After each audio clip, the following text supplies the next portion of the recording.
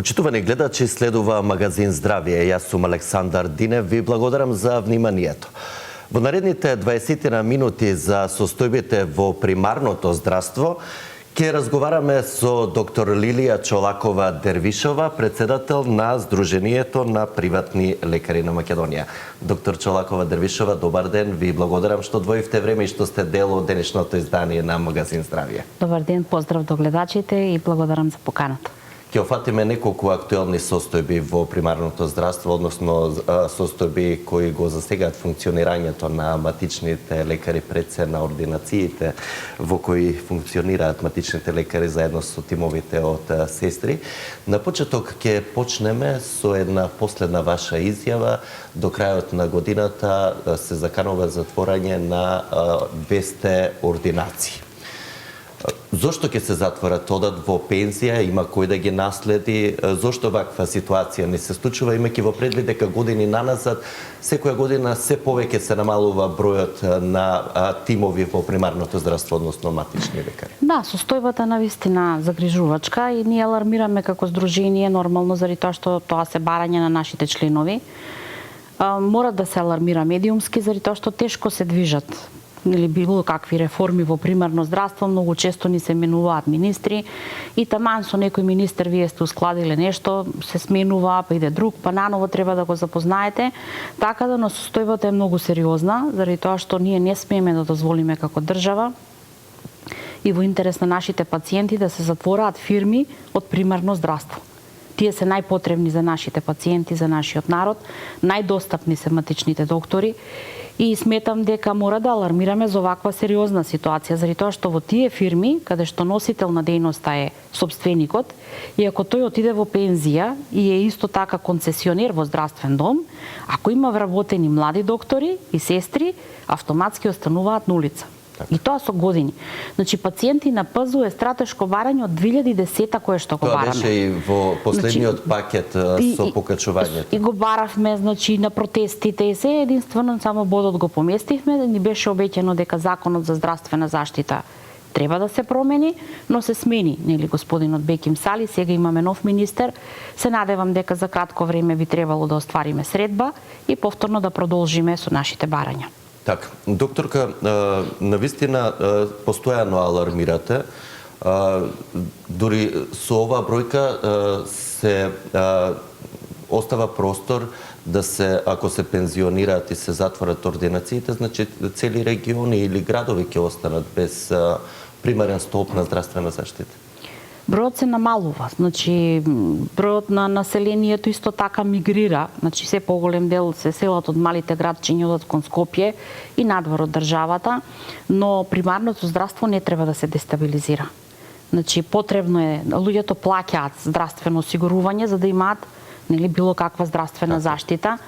Во Законот за здравствена заштита пишува дека треба секој еднакво да има пристап до здравствени услуги, што не е така. Уставот го загарантира. Така да загарантирани се тие права и можам да кажам дека многу ми е жал што сето тоа е само на хартија, а во моментот кога немаме веќе здравствен кадар, специјалисти, матични доктори се намалуваат, само околу Велес целиот регион, Богомила, Извор, Чашка, Иванковци, да не ги редам Бузалково, тоа се огромни региони каде што има многу народ, а нема здравствена услуга. Алармирам постојано дека мора да промениме нешто итно, но гледаме дека се менува нели во нашата држава, дури устав, еве, мислам дека сме земја која што најмногу пати ќе го променува уставот, а не можеме закон за здравствена заштита, не можеме да ставиме закон за докторска дејност, кој што навистина се суштински за нашиот народ. Да, и за функционирањето на целиот здравствен систем. Ние сме столбот. Така е. Докторка, сакаат ли младите лекари да работат како матични? Па можам да кажам дека многу мал број е на луѓе кои што нели би сакале и би одлучиле. Гледаме нели од сите огласи и конкурси кои што се појавуваат на биро за вработување, тешко некој да има желба. Значи тоа е како одскочна даска на почеток, а некој воопшто не сакаат директно да одат на специјализација. Не се направи систем. Знаете, за системски проблем треба системско решение. Системско решение е кога задолжително би било секој млад да поработи 3 години и така ќе ги пополниме регионите каде што нема доктори. порано да речеме, завршувате медицина, чекате на биро по ред, значи имаше ред, значи како завршувате не може некој да ве пререди. Мора да ве испратат, да речеме, да бидете Богомила, Иванковци 3 години, малку да го испечете знанието, да стекнете искуство и потоа да знаете диференцијално диагностички, дали е цистит, дали е слепо црево, таа болка во мала карлица, да речеме, што е и како е. Многу е подобро да имаме систем и после тоа во зависност, нели, па повторно да има некој критериум кој како спрема афинитетите. Оти не секој го бива за хирург, не секој го бива за психијатар. Значи, мора да имате афинитет, нешто да сакате, ме разбирате? Не може Зорле да станете хирург ако вас ви се лоши од крв или едноставно немате кондиција да оперирате 3-4 сата и така. Така да затоа велам, еден систем каде што нели мора да се направи, алармираме со години, но еве тешко, регионите се веќе со години без доктори, овие кои што ги спомнувам, има и други региони. Но никој не се замара. Значи, ние немаме превентива таму, немаме стоматологија. Значи, стоматологија, сите болести почнуваат, нели, во организмот. Да, од устата. Значи, мора да се размислува за здравјето. Ние сме тие кои што треба како да го просветлиме народот и да кажеме да, мора да миете заби, мора ако имате болка веднаш да се јавите. Вие најдобро ги знаете пациентите и граѓаните. Затоа велам, нели, да се мисли малку повеќе на дека навистина мора да има доктор, сестра, тимови, па истурени пунктови нека има, малку флексибилен закон да имаме каде што би бил во интерес на народот. Така, тука ќе ги поканеме нашите гледачи, почитувани, доколку имате прашање, може слободно да се јавите на добро познатиот телефон 02 3116 566. Мој денешен гостен и соговорник на тема функционирање на примарното здравство, односно на матичните лекари, е доктор Лилија Чолакова-Дервишова, председател на Сдруженијето на приватни лекари. Доктор Чолакова-Дервишова, еден од најгорливите проблеми кои со години на нас да се провлекува, што посебно ги иритира пациентите, а и вас, матичните лекари, се термините. Да. Се уште ли е таа истата слика? Нема термини, блокирани термини? Да ви кажам, многу е тешко да работите, нели? Пошто вие сте на удар, пациентите од вас бараат термина, вие дали да прегледувате или да ловите термини? Многу е тешко да функционирате како матичен доктор и да ги пазите, да ги запазувате правилата на фондот, нели, начинот на функционирање, заради тоа што од страна на фондот ништо немаме променето подолго време во однос на тие правилници за режим на пропишување на лекови, еве не наметнуваат, нели, мора термин да фатите за ова. Единствено успеавме за нега да ги тргнеме, нели? И сметам дека на тој начин треба мој термин да ги направи за специјалистите, бидејќи имаме сериозен недостаток на специјалисти во внатрешноста. На секундарно ниво, да. На секундарно ниво некако веќе фалат доктори. Значи цела плејада на доктори си заминаа во пензија, тоа е еден генерацијски јас кој што се прави. И останаа болниците, мислам дека да помине некоја инспекција, тие немаат акредитација или да бидат концентрирано на клинички. Се е Скопје. Да. Значи така да јас сваќам дека на тие доктори им е претешко, дека се преоптеретени. Мора да има некако да се направи распоред друг во државата во кој што преголемиот број на специјалисти да се диспрезираат во внатрешноста. Да се направи распоред. Не може равномерно распределени. Да се распределат, заради тоа што еве во Велес немаме пневмофтизиолог. Значи сите за скапите спреови треба во Јасеново додат или во друг град да ги праќаме. Значи тоа е навистина тешко и невозможна мисија. Прво тоа се луѓе возрастни кои што имаат проблеми сериозни со дишењето, млади луѓе немаат околу нив. Значи цели оделенија се затворија во Велешката болница и во внатрешност, да не ги зборувам. Значи истиот проблем е сегде. Така да не достигаат сериозно кадри, вие не можете, на пример, ако имате еден офталмолог во градот, тој е преоптерет. Тој не може да стигне дали првачење да прегледува, дали да закаже термини, дали вежби за еве овие деца кои што имаат стравизам и така да едноставно навистина тешко функционира и мислам дека мој термин мора подитно да промени. Веќе мој термин како мој термин не постои, не функционира. Не може вие, на пример, правиме распореди, тетрадки отвараме цели, па кој пациент каква желба има, ако во моментот нема, ние запишуваме дека Лили, Трајко или некој друг имаат потреба за очен, за ехо на дојка, за ехо на простата, и ако разберете, нели, дека има термини пуштено, дека може пуштил некој, во тој случај не работиме и доктори, сестра и два тима сме, да речеме. И ги ловите. И во тој случај ловиме термини за колку можеме малку од малку да ги услужиме пациентите кои што плаќаат здравствено. Да. И не е хумано, затоа велам дека мора уште еднаш нешто да се размисли и како се движат нештата во здравството. Цел живот плаќа здравствено, кога имаш еднаш потреба. Сега имаат потреба, они не можеме. Не може да го ние искористат. не можеме да ги услужиме, они не веруваат како може да нема. Па нема, викам, блокирано е и за итни и за приоритетни. Се случува тоа за интерно оделение, се случува за офталмологија, се Значи, случува рече се за за сите клиника. специјалности. Значи, па реагираме до мој термин, пони им ги ставаат блокади за да не блокираат. Така да сметам дека системот мора нешто да го ресетираме во интерес на народот. Да биде, да, ние пријавуваме дека некој е за интерно и они да му пратат порака од таму, тогаш има термин таму, ваму. Сега на вистина тешко со тетратки и со тефтери функционираме. А нервозата е кај пациентите. Кај нас е истура, и кај вас исто. Да ги слушнеме прашањата и од нашите гледачи, почитувани во програма сте, повелете. Добар ден, дали се слушаме? Режија, дали имаме гледач на линија? Добар ден, во програма сте, повелете. Сакам да поставам прашање во врска со лекови. Повелете. Да речеме, пијам јас таблети по Совансе. Пие се 4 таблети. Не ве разбравме Не го точно. слушнав лекот. Пијам таблети по Совансе за остеопороза. Добре. Да. Пие се во пакување 4. Така. И јас еднаш неделно ги пијам, да речеме во недела. Ако треба втор пат во месецот да земам, написаната не смее, затоа што ќе ја казни фондот. Да. Еве да речеме, јас сум медицинско лице во пензија. Случајно не сакајќи ми паѓа во тешва. Значи јас што треба да се оптеретам од мојот буџет да ги купам тие таблети. Значи во државава за се и се што се фрла, значи толку строга контрола и казнување на матичните лекари за еден обичен лек, кој знае колку скап, не е убаво.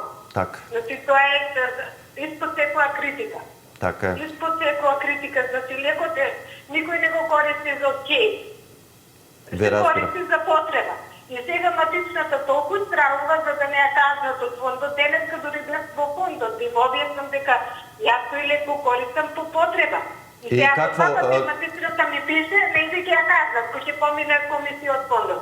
Какво образложение добивте? Добивте нешто од фондот, господјо одговорник? Да, она ми рече таков е законот.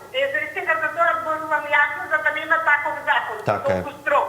Ве подражуваме и се согласувам со вас. Патувам негдека и сега треба строго да мислам дали го имам во резерва едно, ако се во резерва, една таблета во резерва. Така, во ред, да, го разбирам револтот и ве поддржувам и разбирам потполно, се надевам дека и доктор Лилија токму за ова ќе проговоревме и за рецептите следно, меѓутоа предност имаат гледачиве, еве ја реалната слика. Реалната слика од терен е тоа. Значи, нас не ги бројат таблетките и точно треба да пазиме, нели таков е правилникот на фондот, колку ќе издадеме за секој пациент. Ние сме дале предлог и за ова како здружение, тоа да биде софтверски и точно да се брои кој пациент колку прима, како прима, бидејќи како што кажа гледачката дека никој не пие лекови непотребно, значи секој ги пие од задоволство. Од мака ги пиет. И кога иделе контроли од фондот, ние сме им објаснувале дека во медицината 2 и 2 не се никогаш 4. Така е. Значи вие може да имате предназначено од специјалистот по едно дека треба да пиете таблетка за притисок, еве ќе го кажам нешто како дијагноза која што е најчеста. Но може да се случи во текот на денот да ви се покачи, не е грев вие да се напиете уште една таблетка за да го регулирате притисокот или да речеме диуретик ако земете, може пиете да речеме преку еден ден, преку два, но има случаи во животот тоа не може да го контролирате. Кога има потреба, може и неколку дена по пола таблетка да земате фуросемид за да се регулира, за да се извади таа вишок течност која што е во организмот.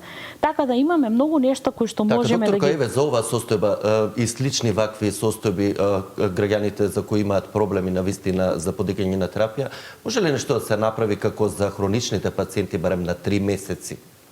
Ние имаме правило од фондот каде што нели се менувало, можете на 3, можете на 6, најизменично во изминативе 30 години. Значи препишуваме хронична терапија, никој не може одеднаш да ја подигне за да не се направи недостаток на лекови во државата, но сметам треба да има флексибилност заради тоа што се поголем број од пензионерите одат на 3 на 6 месеци кај своите деца во странство и имаат потреба сериозно. Тие луѓе плаќаат тука или работеле 30-40 години, така да сметам сметам дека никој не би направил злоупотреба ако си подигне за 3 месеци одеднаш тоа во фондот или негде да се кликне во систем, дека тој ќе оди во странство и потребни му се лекови. Ајде, за антибиотици нека мислам за сепак нека има регулатива, контрола. Да, значи состојбата се следи или леукоцити. Но за вакви останати хронични состојби, но за хронични состојби каде што некој пациент мора да пие лекови како пациентката за остеопороза, или она мора да го пие тој лек, ако е навистина тискорот многу висок и така. Така да сметам дека флексибилност треба да има заради тоа што тие луѓе допринеле во здравствениот систем и плаќале.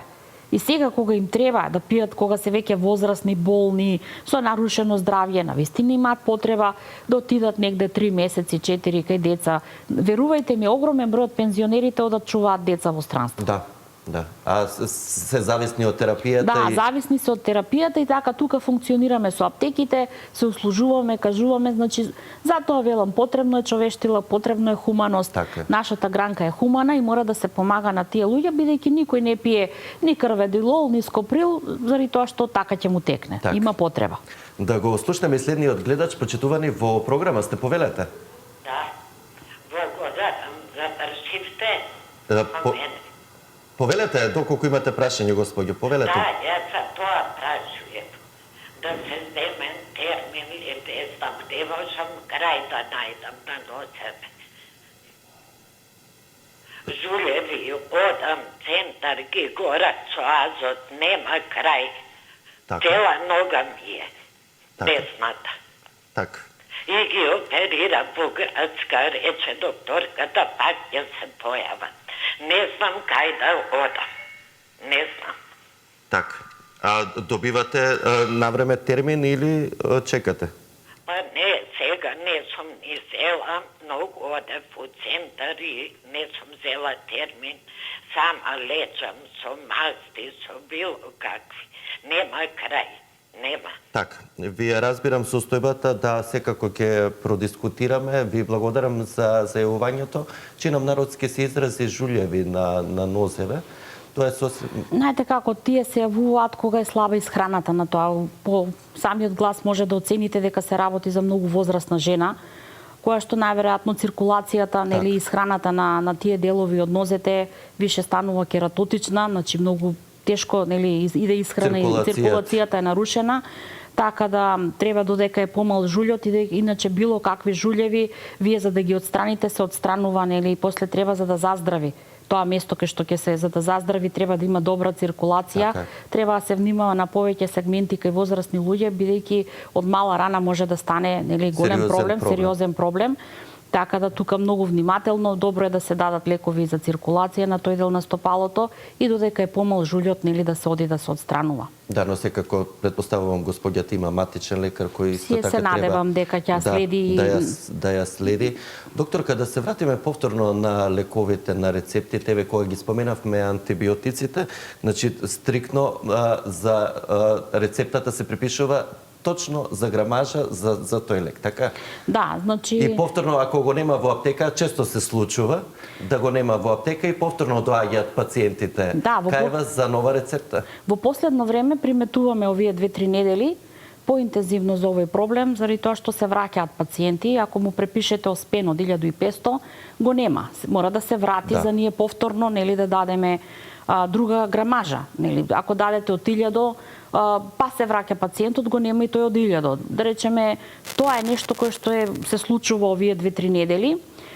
Даваме паралелан од некој друг антибиотик, во зависно што може да пие пациентот, што има во аптека. Сметам дека тука повторно системски треба да имаме некој алерт систем кој што ќе кажува што има во моментот во аптеките. Повторно, во интерес на пациентите не е потребно да не се движат. Значи, Малмет ли ќе праќа на некој официјален сајт ли ние дотвараме, бидејќи овака го нема ова сирупче, ние даваме нема ампицилин, па и цефалексин, нема цефалексин, трицеф, нешто друго. Да, и се случува по 2-3 пати да доаѓаат. Тука е проблемот, возрастните луѓе, па и младите реагираат, јас бензин трошам, јас 3 пати идам по аптеки, времето го губам, има реакции, повторно кај нас се, кај примарните, кај тие што сме најдостапни, објаснуваме дека никој нас не информира, дека ние не знаеме дека некој лек го снемало во аптеките, еве да речеме Лорам сега нема, но добивме официјален допис од Белупо, каде што културно не известуваат и ние сега ги информираме, па наново ги упатуваме пациентите до психијатар, бидејќи има кај тој лек да речеме зависност, нели се навикнуваат, им одговара се добро се осеќаат, чувствуваат дека можат и да го пијат и да работат. Но еве да речеме некако последно време одредени лекови ги нема, затоа зошто е така сигурно други институции знаат. Но повторно ќе кажам, ако може барем системски... Ни официјално соопштение од надлежните институции, ниту за медиумите, зошто е таа состојба така, да се надеваме дека ќе бидат потранспарентни. Да, но нас еве ни треба, како примарно здравство, навистина добро би ни дошло во моментот, негде на некој сајт, дали на нашите програмерски куќи, да добиваме во моментов овие лекови ги има по аптеките. Да. Значи, добро би било и за нас да се воспостави систем, во кој што некој ќе не информира денеска, нели, затоа велам централна база за лекови, затоа велам матични амбуланти и аптеки. Значи, кога би имало такво нешто, тогаш сите можеме алерт да кажеме, да, во моментов има во држава во ова и ова го нема. Да не ги шетаме луѓето. Така е. И ние ќе знаеме пофункционални ќе бидеме. Овака истиот човек 3 пати ви се враќа во чекална. Во еден ден. Навистина, што е приоритетно еве од овие 3-4 работи или тоа е цел пакет за да се смени? Натрупани се работите, но сметам дека Законот за здравствена заштита е приоритетен. Добро би било новата екипа од Министерство за здравство да се изјасни која е нивната стратегија и дали луѓето ќе работат, ќе продолжат до 67 години, дали пациенти на ПАЗУ ќе се донеси, ќе се прифати, бидејќи тука имаше добро расположение од претходниот министер, нели партијата на албанците од Алијанса, нели овие кои што се ни прифати, единствени не поддржа, нели за време на протестот лани кога го правевме, значи огромен број доктори членуваат таму и имаат исти стратешки барања. И еве да се надеваме новиот министер дека малку нели би дал поддршка за овој момент. За фелата и за Законот за здравствена заштита, но и за докторска дејност исто така. И заменикот е исто наш колега кој што претходно работевме заедно, нели во комората, па така да се надеваме во надеж се живее дека нешто би се променило. Во интерес на народот и на колегите. Пред се во интерес на пациентите, да. Доктор Чолакова Дрвишова, навистина има многу да говориме за состојбите во примарното здравство, но времето ни е ограничено. Со задоволство ве очекувам да бидете повторно мој гостин во некое наредно издание на Магазин Здравје и конечно да слушнеме некои поместувања и некои новини пред се во интерес ке повторам на пациентите, но и на вас лекарите од примарното здравство. Да се надеваме. Почитувани, одиме со реклами и се враќаме повторно назад во студиото.